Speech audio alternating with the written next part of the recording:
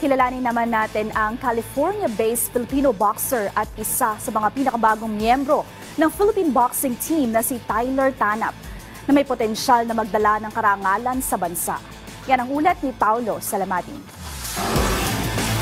You like boxing? You want to be the next Manny Pacquiao? Sinong mag-aakala na ang Pilipinong batang musmus na to mula sa Oxnard, California na si Tyler Tanap ay may balak pala na pasukin ang mundo ng boxing.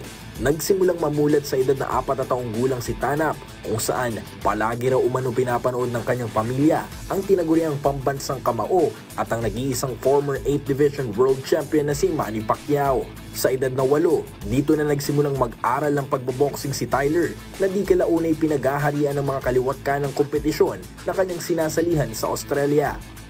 Well, growing up, we always watched boxing in the house, and of course, at that time when I was younger, like Pacquiao was #1. So, and when I was a little kid, you know, he's Filipino and I'm Filipino, and that inspired me to be something like that.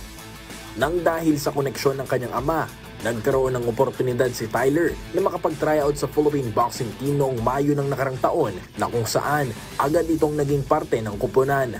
Sa unang international competition ng koponan, sumungkit agad ng bronze medal si Tyler sa sinalihang boxing tournament noong taong 2023 sa Taiwan.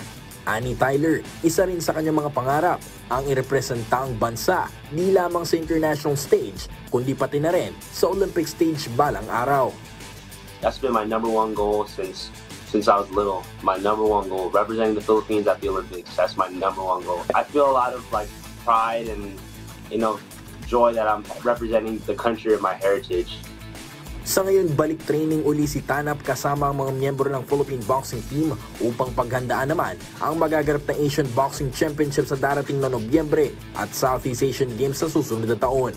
Paulo Salamatin para sa Pambansang TV sa Bagong Pilipinas.